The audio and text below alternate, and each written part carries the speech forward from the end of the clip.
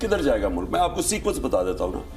तो जो उसके बाद हमारे से कंसेशन क्या ली जाएगी, जो यूक्रेन से उन्होंने ली थी डीन्यूक्लियराइज करने की, जब वो चला गया फिर क्या होगा? मैं आपको आज कहता हूँ पाकिस्तान कैसे होंगे। दोस्तों, पाकिस्तान के पूर्व प्रधानमंत्री इमरान खान ने तो एक इंटरव्यू में पाकिस्तान के डाउनफॉल की पूरी क्रोनोलॉजी ही बता दी थी। उन्होंने बताया था कि किस तरह से पहले पाकिस्तान की न्यूक्लियर पावर को छीना जाएगा और फिर सिविल वॉर के साथ पाकिस्तान के टुकड़े हो जाएंगे। सिर्फ इतना ही नहीं, लोकल पब्लिक के कुछ इस तरह के वीडियो सामने आते रहते हैं जहां जनता सरकार के खिलाफ सड़कों पर मोर्चा खोलती रहती है और ये बात साफ हो जाती है कि जनता पाकिस्तान की सरकार से बिल्कुल भी खुश नहीं है। ये सब देखते हुए अगर पाकिस्तान के टुकड़े होने की भविष्यवाणी सच निकली तो इससे पाकिस्तान का मानचित्र कुछ ऐसा दिखेगा। पहला हिस्सा होगा नॉर्थ पाकिस्तान में ये पश्तून डोमिनेटेड रीजन खैबर पख्तूनख्वा, दूसरा होगा बलोचिस्तान, तीसरा होगा सिंध और चौथा हिस्सा होगा पंजाब। लेकिन सवाल ये है कि आखिर ये सभी हिस्से पाकिस्तान से अलग होने के लिए इतनी जी जान से क्यों कोशिश कर रहे हैं? आखिर वो क्या कारण है कि भारत की आज़ादी के समय जिन लोगों ने पाकिस्तान के बनने के लिए वोट किया था, आज वो क्यों पाकिस्तान से ही अलग होना चाहते हैं? आज की इस वीडियो में हम इसी टॉपिक पर डिटेल में डिस्कशन करेंगे, हर रीजन की प्रॉब्लम्स को जानेंगे और साथ ही समझेंगे कि भारत पर इसका क्या असर होगा। चलिए बिना देरी के वीडियो शुरू करते हैं। तो देखिए, ये है पाकिस्तान का मानचित्र और ये है वे पाकिस्तान के पॉसिबल डिवीजन्स। आइए एक एक करके इन रीजन और उनके अलग होने के कारणों को जानने की कोशिश करते हैं। बलोचिस्तान। दोस्तों, सबसे पहले बात करते हैं पाकिस्तान के सबसे बड़े रीजन बलोचिस्तान की, जहां की बलूचिस्तान लिबरेशन आर्मी जो खुद को पाकिस्तान से अलग करना चाहते हैं, ये बलोच लोग आज की डेट में पाकिस्तानी गवर्नमेंट के गले की फांस बन गई हैं। अकेले 2023 में इसी ऑर्गेनाइजेशन ने Pakistani army, Chinese investments, government places पर 110 से ज्यादा अटैक किए, जिसमें सैकड़ों पाकिस्तानी आर्मी पर्सनल्स की जान गई। इतना ही नहीं, हाल ही में 25 मार्च 2024 को इसी ऑर्गेनाइजेशन ने पाकिस्तान के दूसरे सबसे बड़े नेवल बेस PNS सिद्दीकी पर हमला किया था। दोस्तों, ये हमले बताते हैं कि बलूचिस्तान की आवाम पाकिस्तान के खिलाफ मोर्चा खोल रही है। अब आप सोच रहे होंगे कि ये लोग अपनी ही गवर्नमेंट के खिलाफ क्यों मोर्चा खोल रहे हैं। चलिए समझते हैं कि ऐसा क्यों है। देखिए, बलूचिस्तान पाकिस्तान का लार्जेस्ट प्रांत है और इसके अंदर पाकिस्तान का अप्रॉक्सीमेटली 43% क्षेत्र आता है। ज्योग्राफी के मामले में यह क्षेत्र इतना रिच है कि यहाँ पर मिनरल रिसोर्सेज भी हैं और साथ ही साथ यहाँ नेचुरल गैस भी मौजूद है। अभी कुछ समय पहले बलूचिस्तान के चागी डिस्ट्रिक्ट में वर्ल्ड के सबसे बड़े कॉपर डिपॉजिट्स भी मिले थे। बलूचिस्तान का स्ट्रैटेजिक इंपॉर्टेंस भी बहुत ज़्यादा है क्योंकि यह क्षेत्र साउथ एशिया, सेंट्रल एशिया और मिडिल ईस्ट के क्रॉस रोड्स पर सिचुएटेड है। बलूचिस्तान का कोस्ट भी स्ट्रेट ऑफ हॉर्मूज के काफ़ी नज़दीक है, जो ग्लोबल ऑयल सप्लाई का इम्पॉर्टेंट रूट है। यानी कुल मिलाकर बलूचिस्तान इंटरनेशनल ट्रेड का एक इम्पॉर्टेंट सेंटर भी बन सकता है। अब जब बलूचिस्तान में इतनी सारी खूबियां हैं तो आपको लग रहा होगा कि यह इकोनॉमिकली काफ़ी स्ट्रांग होगा, लेकिन यहाँ आप गलत हैं क्योंकि बलूचिस्तान पाकिस्तान का सबसे पूरेस्ट प्रांत है। दरअसल 1947 के बाद से आज तक बलूचिस्तान को नेशनल बजट एलोकेशन में कभी भी प्रॉपर शेयर नहीं दिया गया। इसकी वजह से developmental projects, road and rail infrastructure, education और हेल्थ फैसिलिटीज़ के मामले में बलूचिस्तान काफ़ी पीछे है। हालांकि कुछ इंपॉर्टेंट ट्रांसनेशनल पाइपलाइन प्रोजेक्ट्स आए थे जो बलूचिस्तान की आर्थिक स्थिति को बदल सकते थे। उदाहरण के लिए Tajikistan, Afghanistan, Pakistan, India gas pipeline project, लेकिन यह प्रोजेक्ट इम्प्लीमेंट नहीं हो सका। यानी यह कहना गलत नहीं होगा कि बलूचिस्तान की स्ट्रेटेजिक लोकेशन का फ़ायदा उठाने के लिए पाकिस्तान ने कोई ख़ास इंटरेस्ट नहीं दिखाया। पाकिस्तान की इस इग्नोरेंस की वजह से बलूचिस्तान में रूरल पॉवर्टी बढ़ती ही गई।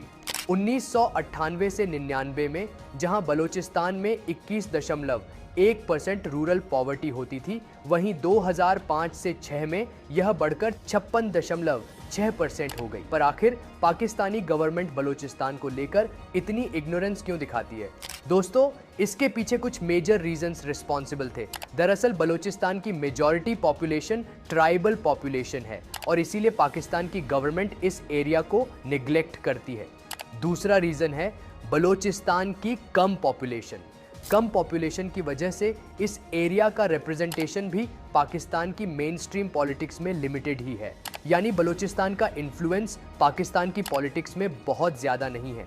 इस रीज़न की वजह से भी बलूचिस्तान की डिमांड्स को इग्नोर किया जाता है। पाकिस्तानी गवर्नमेंट का बलूचिस्तान के लोगों को यूं नज़रअंदाज करने की वजह से यहाँ के लोगों में गवर्नमेंट के प्रति काफ़ी आक्रोश है। इतना ही नहीं, जिस तरीके से चीन में जिनपिंग अपने सिंजांग रीजन में उइगर मुस्लिम्स को प्रताड़ित करता है, ठीक उसी तरीके से पाकिस्तानी आर्मी और आईएसआई मिलकर बलोच लोगों को बहुत टॉर्चर करते हैं। डेटास के अकॉर्डिंग अकेले 2008 में 1102 बलोच लोगों को पाकिस्तानी अथॉरिटी द्वारा अगवा करवा लिया गया था, जिनकी डेड बॉडीज बाद में रोड साइड पड़ी हुई मिलती थी। इनकी हत्याएं काफ़ी बेरहमी से की जाती थीं। इवन 2018 की द न्यूयॉर्क टाइम्स की रिपोर्ट के अकॉर्डिंग पाकिस्तानी आर्मी में बलोच लोगों को मरवाने के लिए कई इस्लामिस्ट मिलिटेंट्स ऑर्गेनाइजेशन का सहारा भी लिया था। बलोच लोगों के साथ हो रहे इस दुर्व्यवहार, हत्याएं और टॉर्चर की वजह से अब तक 2 लाख से ज़्यादा रिलीजियस माइनॉरिटी जैसे हिंदू, शिया मुस्लिम और सिख बलूचिस्तान को छोड़कर जा चुके हैं, और जो बचे हैं उन्होंने बलूचिस्तान लिबरेशन आर्मी के रूप में अपने हक के लिए आवाज़ उठानी शुरू कर दी है।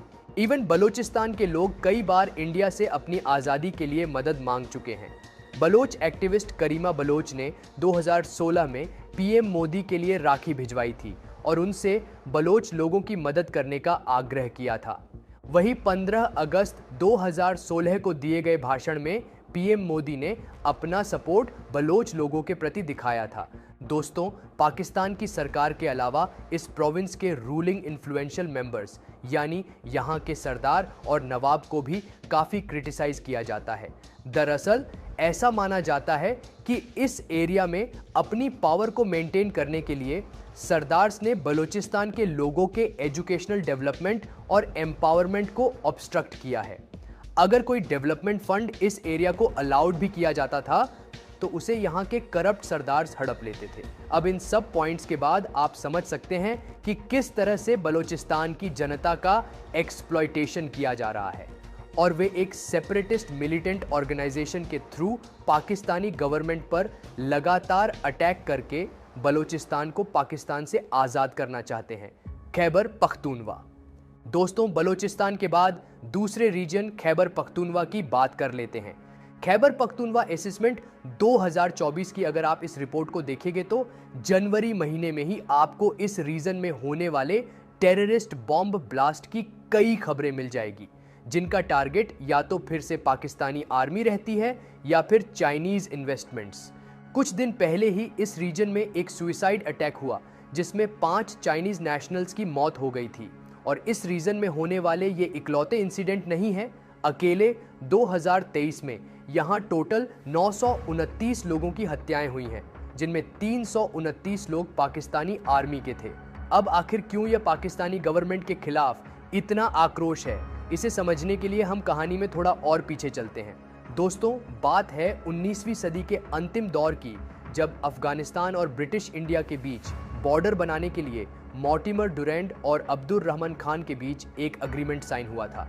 1893 में साइन हुए इस अग्रीमेंट से एग्जिस्टेंस में आई डुरैंड लाइन, जो ब्रिटिश इंडिया को, जिसमें उस समय का पाकिस्तान भी शामिल था, उसको अफगानिस्तान से अलग करने के लिए एक बॉर्डर खींचा गया था, ताकि ब्रिटिश एम्पायर उस समय रशिया के बढ़ते प्रभाव से खुद को बचा सके और अफगानिस्तान को एक बफर स्टेट के तौर पर अपनी सुरक्षा के लिए इस्तेमाल कर सके।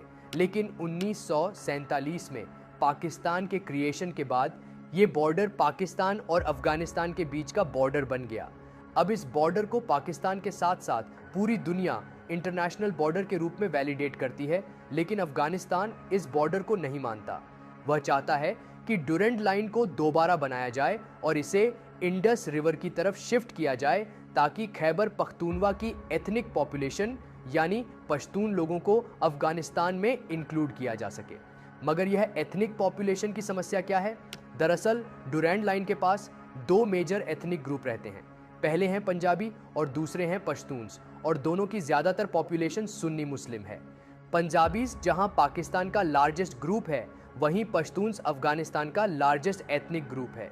लेकिन जब ब्रिटिशर्स ने डुरांड लाइन बनाई तो अफगानिस्तान की एथनिक पश्तून पॉपुलेशन पाकिस्तान के हिस्से में आ गई। खैबर पख्तूनवा की 90% पॉपुलेशन पश्तून्स की है, यानी पश्तून्स 2 कंट्रीज में डिवाइड हो गए।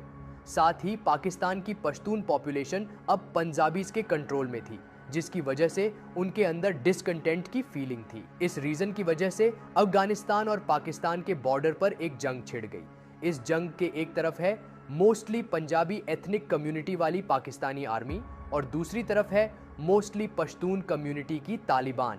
ये वही तालिबान है जिसको कभी फंडिंग करके पाकिस्तान में सपोर्ट किया था और अफगानिस्तान के टेक ओवर करने पर खुश हुआ था। लेकिन आज यही तालिबान पाकिस्तान के लिए सबसे बड़ा सिरदर्द बन चुका है, क्योंकि अब तालिबान खैबर पख्तूनवा रीजन को आज़ाद करना चाहता है। इसीलिए अफगानिस्तान की गवर्नमेंट पाकिस्तान में रहने वाले पश्तून को अपने लिए सेपरेट कंट्री डिमांड करने के लिए इनकरेज करती है। इसके अलावा पाकिस्तान के बॉर्डर पर अक्सर तहरीक-ए-तालिबान, जो तालिबान की एक पाकिस्तानी ब्रांच है, ये टेररिस्ट ऑर्गेनाइजेशन भी पाकिस्तान पर अटैक्स करते रहते हैं, जिसकी चर्चा हम ऑलरेडी इस वीडियो में कर चुके हैं। आप आई बटन पर क्लिक करके वीडियो को देख सकते हैं। इतना ही नहीं, अफगानिस्तान और पाकिस्तान के बीच जहां ज्यादातर पश्तून पॉपुलेशन रहती है, वहां अब एक नए देश पश्तूनिस्तान की डिमांड आग पकड़ रही है। इससे पाकिस्तानी गवर्नमेंट की पकड़ खैबर पख्तूनवा पर ढीली पड़ती जा रही है। दोस्तों, तीसरा रीजन है सिंध। सिंध की बात करें तो प्राचीन काल में ये अलग राज्य हुआ करता था, जिसे 711 में राजा दाहिर रूल करते थे और ये यहाँ के आखिरी हिंदू रूलर थे। तब इसे सिंधु देश कहा जाता था। लेकिन राजा दाहिर के बाद पहले सिंध को अरब ने कैप्चर कर लिया और फिर ब्रिटिशर्स ने 1843 में इस पर अटैक कर दिया। मगर जब ब्रिटिशर्स वापस गए तो उन्होंने सिंध को इंडिपेंडेंट टेरिटरी नहीं बनाया, बल्कि इसे पाकिस्तान का ही हिस्सा बना दिया। सिंध के लोग इस बात से काफ़ी नाखुश थे, क्योंकि सिंध का कल्चर और एथनिसिटी पाकिस्तान से काफ़ी अलग है। साथ ही इंडिया के डिवीजन के बाद जो कत्लेआम हुआ वो सिंध को भी सहना पड़ा, जबकि सिंध सबसे काम एरियाज में से एक हुआ करता था। इस रीज़न की वजह से सिंध के लोगों के अंदर नेशनलिज्म की फीलिंग एग्जिस्ट करती थी। बांग्लादेश लिबरेशन वॉर को देखकर सिंध के लीडर जीएम सैयद भी काफ़ी प्रेरित हो गए और उन्होंने 1971 में सिंधु देश मूवमेंट का फाउंडेशन स्टोन रखा। जीएम सैयद का मानना था कि अगर बांग्लादेश पाकिस्तान से आज़ादी पा सकता है तो फिर सिंधु देश क्यों नहीं। लेकिन एथनिक डिफरेंसेस सिंध की इंडिपेंडेंस की डिमांड का एकमात्र रीज़न नहीं है। दरअसल सिंधीज की कंप्लेन है कि पावर और रिसोर्सेज के एलोकेशन के मामले में सिंध को वाइड स्प्रेड डिस्क्रिमिनेशन फेस करना पड़ता है। सिंध के एक बड़े लीडर बताते हैं कि सिंध पाकिस्तान के रेवेन्यू का 63% जनरेट करता है, लेकिन इसके बदले उसे कुछ नहीं मिलता। जबकि पाकिस्तान गवर्नमेंट के मुख्य फंड पंजाब रीजन को एलोकेट किए जाते हैं, जो वहाँ की आर्मी की पॉपुलेशन का 65% कंट्रीब्यूट करता है। यही नहीं, सिंधीज की कंप्लेन है कि उन पर लैंग्वेज का इम्पोजिशन भी किया गया है। सिंध के लीडर ये भी बताते हैं कि उनकी मेन लैंग्वेज सिंधी है, लेकिन इस एरिया में उर्दू लैंग्वेज का इम्पोजिशन किया गया है। इस इम्पोजिशन की वजह से सिंधी लैंग्वेज का कल्चर एरिया से फेड आउट होता जा रहा है। सिंध में मेजर टेररिस्ट ऑर्गेनाइजेशंस जैसे सिंध लिबरेशन आर्मी भी बेस्ड हैं, जिसकी वजह से ये रीजन काफ़ी अशांति भरा रहता है। ये ऑर्गेनाइजेशन आए दिन सिंध को आज़ाद कराने के लिए कई हमले पाकिस्तानी गवर्नमेंट सिंबल्स पर करती रहती है। इसके अलावा एक और रीज़न सिंध में चाइना का इंट्रूजन भी है। चाइना सिंध के नेचुरल रिसोर्सेज को एक्सप्लॉइट कर रहा है, इंडस्ट्रीज को टेक ओवर कर रहा है और फार्म लैंड को भी टेक ओवर कर रहा है, जिसका सरकार द्वारा कोई विरोध नहीं किया जा रहा है। सिंध के लीडर का मानना है कि इंडस्ट्रियलाइजेशन के लिए पाकिस्तान द्वारा सिंध को डिलिबरेटली सिलेक्ट किया गया है ताकि यहाँ की डेमोग्राफी को चेंज किया जा सके और रिसोर्सेज को एक्सप्लॉइट किया जा सके। वो ये भी कहते हैं कि पाकिस्तानी सरकार चाहती है कि सिंधीज चाइना के स्लेव्स बन जाएं। पर एक सवाल ये भी है कि ये प्रॉब्लम तो काफी लंबे समय से चल रही है, लेकिन फिर इस सेपरेटिस्ट मूवमेंट में इतना सडन सर्ज क्यों देखा गया है? क्योंकि पहले ऐसे फ्रीडम मूवमेंट्स को सपोर्ट करने वाले लोग या तो मार दिए जाते थे या गायब हो जाते थे। आज इस सडन सर्ज का कारण है सोशल मीडिया। असल में मेन स्ट्रीम मीडिया को कभी भी प्रो फ्रीडम मूवमेंट्स को कवर करने के लिए अलाउ नहीं किया जाता, लेकिन सोशल मीडिया ने सिंधी आइस की वॉइस को ग्लोबली पहुंचाया है और इसकी वजह से उन्हें पूरी दुनिया से सपोर्ट भी मिल रहा है। सिंध के लीडर्स डिफरेंट ग्लोबल ऑर्गेनाइजेशंस का सपोर्ट गैदर कर रहे हैं ताकि माइनॉरिटीज और डिफरेंट एथनिक ग्रुप्स के प्रति पाकिस्तान की रिप्रेसिव पॉलिसीज को एक्सपोज किया जा सके।